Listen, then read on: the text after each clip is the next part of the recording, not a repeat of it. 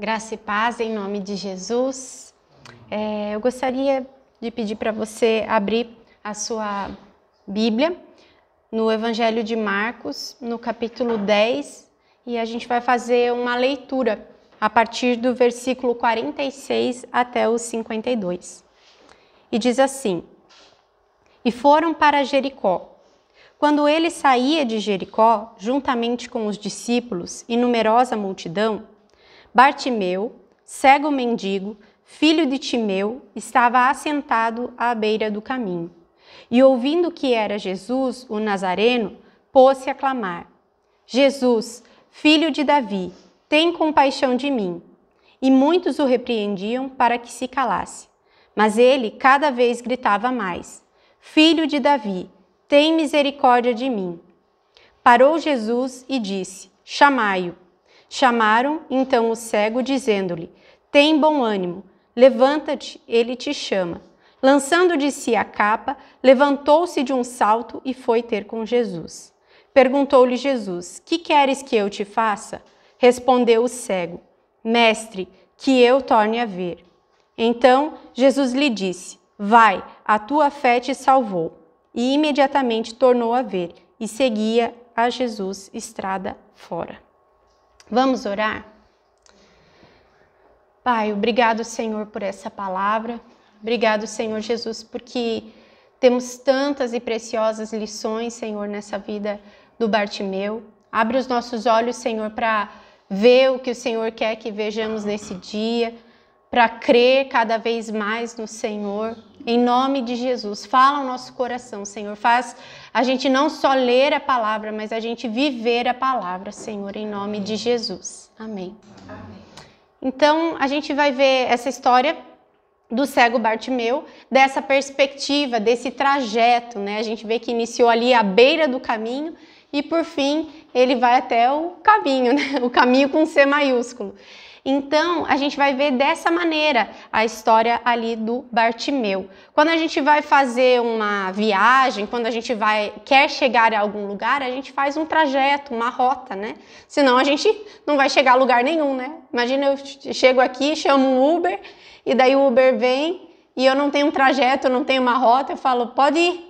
Mas para onde, né? Então precisa ter uma rota, precisa ter um trajeto. E a gente vai ver esse trajeto que levou o cego Bartimeu não só à cura, mas algo além também da cura. Vamos ver? Então, no início do texto, a gente vê a descrição desse homem. E uma das descrições que fala ali sobre o Bartimeu é que ele estava assentado. E essa palavra assentado aqui no sentido original, ela sugere acomodação. Ela sugere uma pessoa que está ali. Uma das palavras no original também é destacado como habitação, um local onde a pessoa se estabeleceu. É bom a gente ver que Jesus está assentado num alto e sublime trono. Ele está em glória, ele está assentado numa posição que ninguém pode tirar ele dali. Agora, quando uma pessoa está assentada, habitando ali como um mendigo, como alguém que vai mendigar, como alguém que não tem perspectiva de vida, como alguém que está à beira do caminho, é uma situação triste, não é? Para você, não é uma situação triste?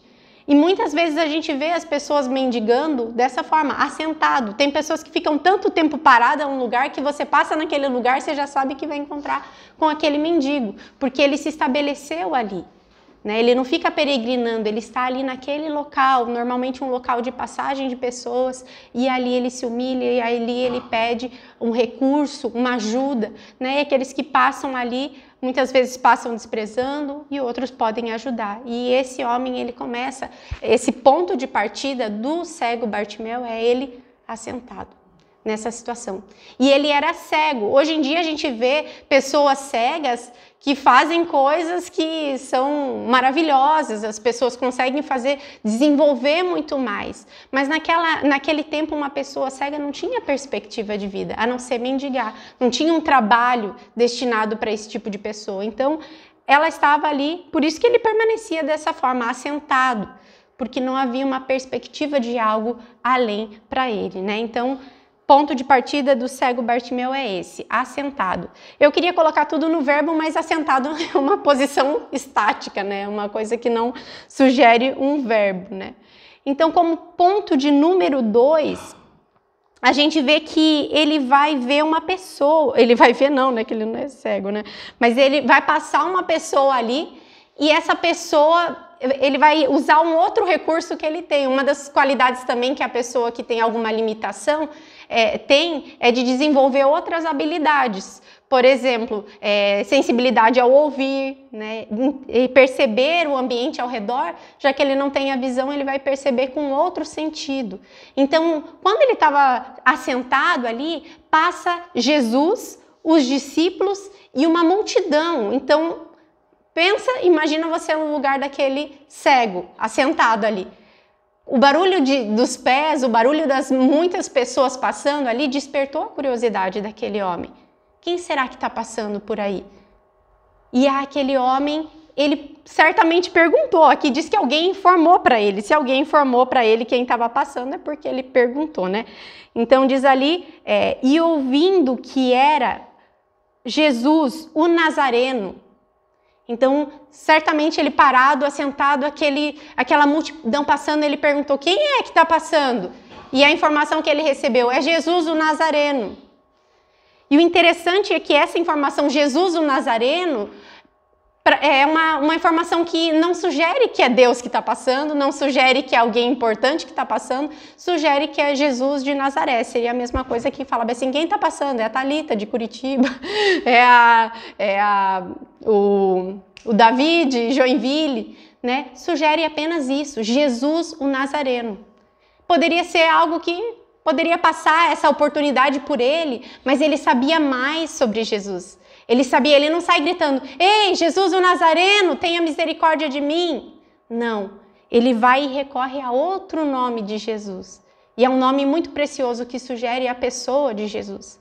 Ele começa a clamar não para o Jesus Nazareno, porque é uma maneira, às vezes, até mesmo de desqualificar Jesus. Tanto que na epígrafe lá da cruz, o que está escrito? Jesus o Nazareno, rei dos judeus, porque normalmente os judeus chamavam, né? Jesus é quem? É aquele que é de Nazaré.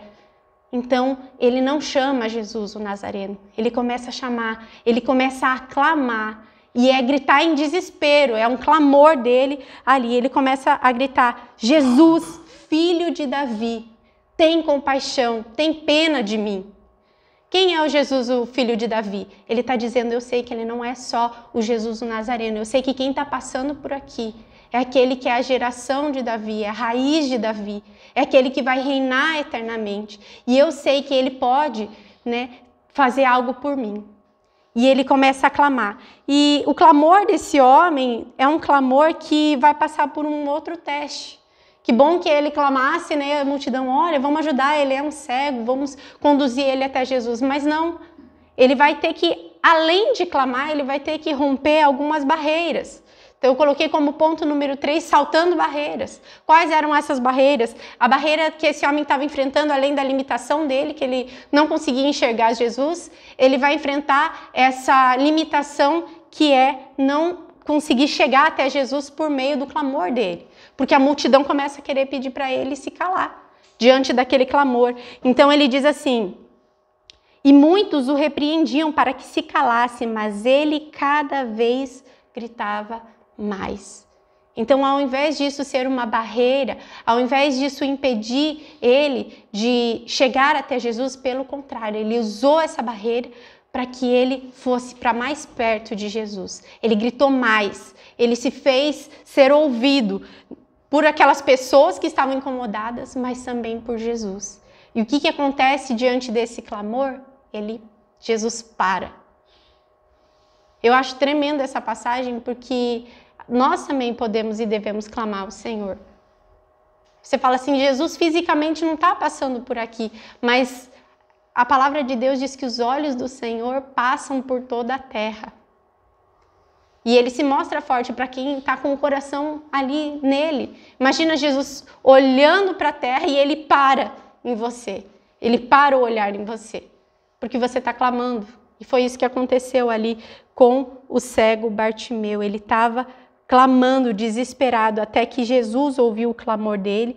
E Jesus, no versículo 49, disse assim: parou Jesus e disse: chamai-o. Chamaram. Então o cego dizendo-lhe: tem bom ânimo, levanta, ele te chama.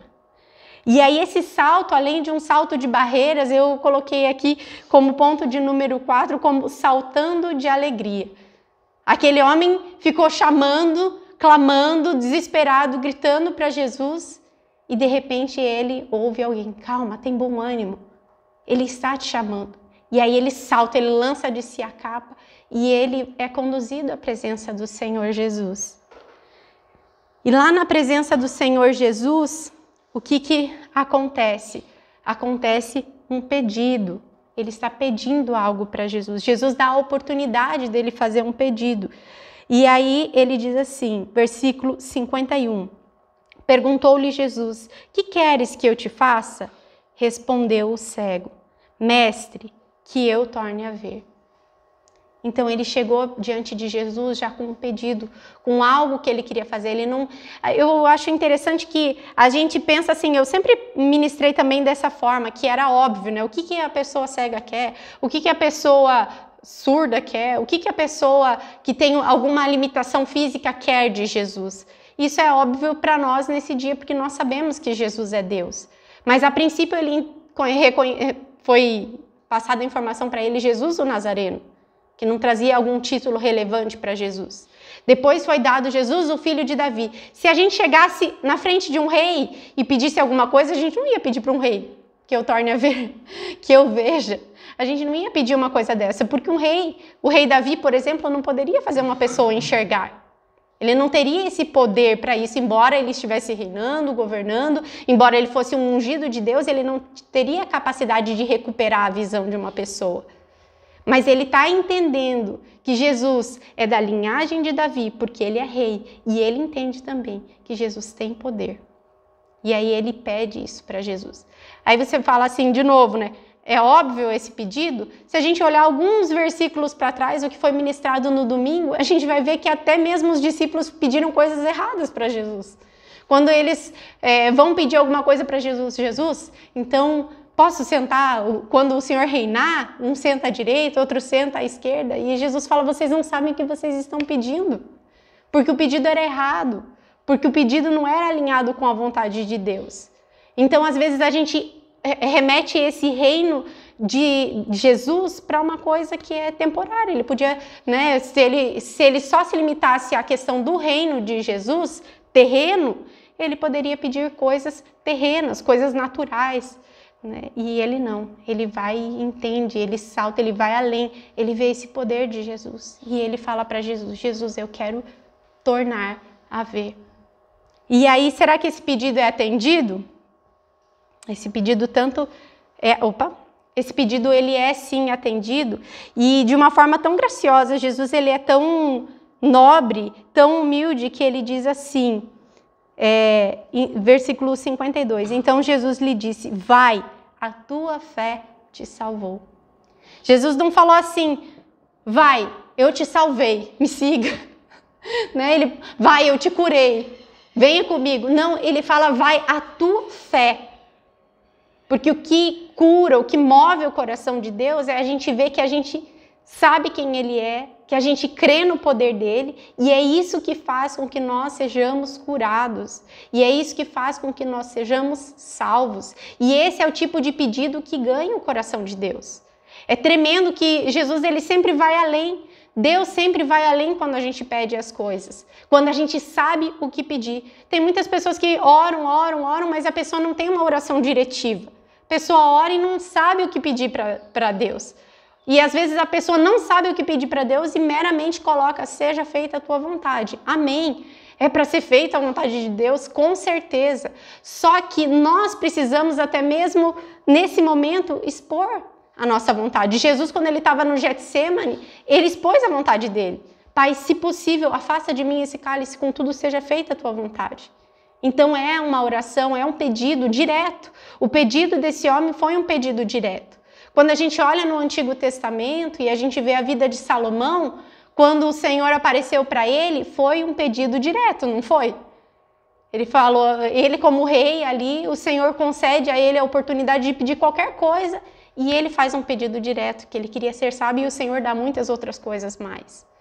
Porque Deus se agrada daquele pedido. Porque revela que ele conhece, que ele tem poder para dar. E você, os seus pedidos, quando você vai apresentar a tua oração para o Senhor, você tem uma oração direta? Por exemplo, eu quero que a minha família seja o quê? Salva. Então, os meios que o Senhor vai usar, não importa, mas eu quero que seja salvo. Quando você ora por uma pessoa, você fica lá lamentando e falando a doença da pessoa, ou você fala, Senhor, eu quero que o Senhor cure essa pessoa. Você tem alguma oração objetiva, um pedido direto como esse homem teve? E o ponto importante dessa história é que ele não para só na cura. Às vezes a gente olha a história do cego Bartimeu e a gente se limita a olhar só o milagre, que é tremendo, é maravilhoso, foi o pedido daquele homem, mas a vida desse homem com o Senhor, ela não para aí. A vida daquele homem continua, por quê? Porque a Bíblia apresenta no versículo 52 que ele saiu dali seguindo o Senhor Jesus. E é tremendo a gente ver que uma pessoa é curada e pode parar por aí. Se a pessoa não quiser dar uma continuidade, pode parar por aí. Mas aquele homem viu no Senhor Jesus uma pessoa ser seguida. E Jesus estava indo para a cruz, né? Jesus estava indo ser crucificado. E aquele homem saiu dali seguindo o Senhor Jesus. E nós, quando nós somos curados, nesse trajeto que a gente tem com o Senhor Jesus, a gente já pediu, a gente já clamou, a gente vai parar por aí, a gente recebe e simplesmente não volta nunca mais, ou a gente vai fazer como esse homem e continuar seguindo? Uma das curas que eu mais gosto, uma das curas tão pequenas na Bíblia, é quando o Senhor Jesus cura a sogra de Pedro e ela passa a servir Jesus. É um trecho tão pequeno, mas ali é o suficiente para aquela mulher ser curada e continuar fazendo algo por Jesus. Não querer só para si, não querer só receber. Então, eu queria que você avaliasse essa história dessa perspectiva, desse trajeto. E eu queria que você avaliasse em que parte desse trajeto que você está. Eu vou voltar ali algumas imagens para a gente ver desde o início, né, o trajeto. E eu coloquei aqui, se você olhar, eu coloquei, quando a gente vai fazer um trajeto, quando ele tem algum obstáculo, alguma barreira, aparece alguma coisinha vermelha, né, quando a gente vai olhar lá no Google Maps, né? É um congestionamento, é alguma situação que aconteceu no meio do caminho. E ali no meio do caminho desse homem, a gente sabe que teve aquela multidão ali querendo parar ele, né? Mas eu quero perguntar para você onde que você está, nesse trajeto todo. Quando eu estava meditando nesse texto, eu lembrei muito daquele louvor, né? Que a gente até cantou hoje de manhã, né? Fala, o Deus que faz o cego ver está passando por aqui. E o Senhor Jesus está passando por aqui. E Ele está olhando para você. E em que parte desse trajeto que você está? Você está no início, eu estou assentado, eu estou conformado, eu tenho as minhas limitações. Você está conformado a ponto de ficar só mendigando migalhas, só pedindo para as pessoas. Infelizmente, tem pessoas que, por causa da enfermidade, por causa da condição física ou por causa de alguma limitação, a pessoa vive pedindo coisas para os outros, para outros seres humanos, fica ali mendigando. Às vezes, mendigando até a oração, né? Não sou contra, pelo amor de Deus, você pedir oração para alguém. Mas se você já sabe que você tem o caminho direto para Jesus, por que eu vou pedir para os outros se eu sei que Jesus pode me ajudar? Se diretamente eu tenho acesso à presença dele, fica ali mendigando, e o Senhor, ele quer tirar dessa posição da gente de letargia, de apatia, de estar estático. O Senhor quer levar a gente a uma ação, e quando ele passa, esse homem, ele começa a agir de uma forma diferente, ele começa a clamar. Pergunto para você, você tem clamado? Eu não sei você, mas o clamor, normalmente ele é gerado no meio da pressão, né? Para mim, pelo menos é. Recentemente eu passei por um clamor assim, de chorar aos pés de Jesus. Eu já tinha pedido para o Senhor e eu não tinha sido atendida, então eu comecei a clamar. Eu comecei a chorar e eu pedi em lágrimas para o Senhor. E parece assim que Deus moveu a situação de uma forma tão sobrenatural, através do clamor, através das lágrimas. Isso toca o coração de Deus. Quando a gente fala, Deus, chegou o meu limite, eu não aguento mais, eu quero sair dessa situação. E você chora, você clama, você grita, você faz algo para chamar a atenção do Senhor. E esse homem clamou. E você tem clamado, você tem estado nesse local aqui de clamor. E as barreiras, o que você faz? eu estava clamando, eu estava buscando a presença de Deus, mas houve tantas situações que me barraram. Você tem permitido que as barreiras, que as circunstâncias façam você parar de clamar? Ou você faz com que essas barreiras elas sejam uma alavanca para que você vá para mais perto de Deus, para que você grite mais, para que você chore mais, para que você clame mais, para que você se faça ser ouvido por Deus? Eu, pensando ali em clamor hoje de manhã também, eu lembrei do meu filho, né? Quando eu estou fazendo alguma coisa ali, ele começa a dar um sinal, ou que ele quer mamar, ou que ele está com alguma dificuldade. E ele vai fazendo uns sinais que são pequenos. Eu já vou entendendo. Mas se eu não ouvir esses sinais, daí ele vai clamar, ele vai abrir a boca até que eu ouça, até que eu faça alguma coisa por ele. E com o Senhor é assim, a gente não deve permitir, né? Vem uma barreira, clama mais. Vem uma situação, chama a atenção de Deus com o teu desespero, com o teu clamor. Mostre para ele que você precisa dele, que ele vai ter misericórdia de você. O clamor dele era: Jesus, filho de Davi, tem compaixão. Filho de Davi, tem compaixão de mim. E o Senhor tem ou não tem compaixão de nós? A gente, né, como eu falei do meu filho, né, quando ele está com uma situação, eu vou socorrer ele, porque é necessário ali naquele momento e ele está pedindo aquilo e a gente tem prazer em socorrer. E o Senhor também tem prazer em nos socorrer. Ele para o que ele está fazendo para nos socorrer e a gente precisa saltar as barreiras. Não vê a multidão, não vê isso como algo, agora eu vou parar. Né? Quantas pessoas pararam no meio do caminho, não continuaram o trajeto, não receberam a cura, não receberam a salvação, porque a multidão se intrometeu no meio do caminho e a pessoa parou aquilo que ela estava fazendo. E depois eu coloquei esse ponto número 4, você pode falar saltando barreira, então por que saltar de alegria? Eu não sei se você já teve uma oração que você fez e daí de repente você não viu ainda o resultado, mas você crê que o Senhor já ouviu a tua petição.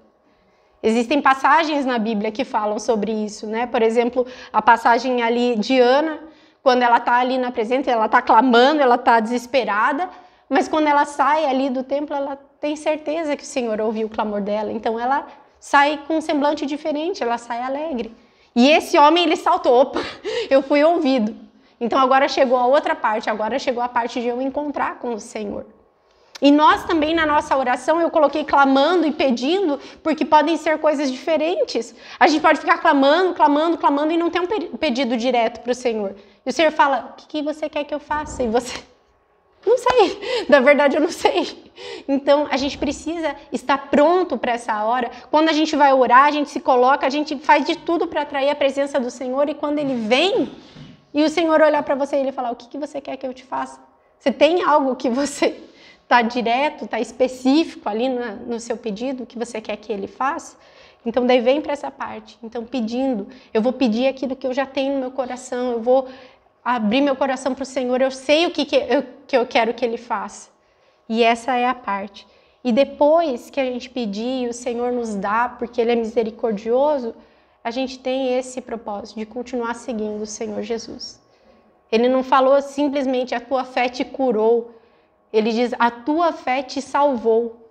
E é interessante que, se a gente olhar essa palavra salvou, também, né, no original, ele sugere algo de que você não pode perder, que ninguém pode tirar, porque foi o Senhor Jesus que deu, ele salvou. Então ele seguiu o Senhor Jesus, ele encontrou um propósito. No início desse trajeto ele não tinha propósito nenhum, ele estava sentado. E agora ele está andando, ele está seguindo, ele tem um propósito de vida. Ele tem a quem seguir. E eu e você estamos seguindo o Senhor? Outra coisa que me chama muito a atenção em todo esse trajeto aqui do Bartimeu é que fala assim que ele tornou a ver. Sugere que ele já tinha visto antes. Não é que ele nasceu uma pessoa cega. E nós, espiritualmente, será que não existe uma parte do nosso caminho que a gente deixa de ver e a gente se acostuma e a gente se acomoda e a gente não está vendo o reino de Deus e a gente está cego espiritualmente e a gente não precisa talvez fazer esse pedido: Senhor, que eu torne a ver? Então esse é a essência daquilo que o Senhor falou comigo nesse capítulo, e eu espero que você torne a ver, eu espero que você siga Jesus. Eu espero que ao encontrar com o Senhor Jesus, você faça os pedidos certos, você saiba o que pedir. Eu espero que quando você estiver em desespero, você saiba clamar. ir à presença de Deus e pedir. Eu espero que quando você encontrar com o Senhor Jesus, quando Ele te chamar, você salte de alegria e você fala assim, obrigado, Senhor, porque o Senhor me ouviu. Eu ainda não estou vendo, mas eu creio. E eu recebo pela fé, porque Ele falou, a tua fé te salvou. E a fé, ela vem antes de acontecer algo. Então, a gente precisa ter esse coração no Senhor, esse coração que Bartimeu tinha. E é tão tremendo ver essa passagem dessa forma, dessa continuidade. Podemos parar na cura? Podemos. Mas a gente pode seguir o Senhor Jesus e ter muito mais do que apenas uma cura. Amém? Vamos orar? Pai, obrigado por essa palavra. Obrigado, Senhor Jesus, porque sempre o Senhor traz algo novo. O Senhor toca o nosso coração. E eu oro, Pai, para que em nome de Jesus, se alguém, Pai, está aqui numa situação de prostração, Pai, sem saber o que fazer, sem esperança, sem perspectiva natural do futuro, limitado, ó Deus, que essa pessoa, Senhor, se ponha a clamar, Pai, em nome de Jesus, amém. Sabendo que será ouvido pelo Senhor, nessa certeza, Pai, que as dificuldades, os empecilhos, as barreiras não nos impeçam de clamar, muito pelo contrário, que nos levem a clamar mais, Senhor. Em nome de Jesus, que ao Senhor nos chamar, a gente salte de alegria, a gente tenha certeza que o Senhor nos ouviu e o Senhor também nos dará aquilo que nós estamos pedindo, Pai. Em nome de Jesus, que ao encontrarmos com o Senhor, o pedido já esteja pronto, feito, Senhor. Em nome de Jesus, e que tendo o pedido atendido, Senhor, a gente continue te seguindo, Pai. Em nome de Jesus. Amém. Amém. Deus abençoe a sua vida, o seu dia e que você seja ouvido pelo Senhor nesse dia, em nome de Jesus. Amém.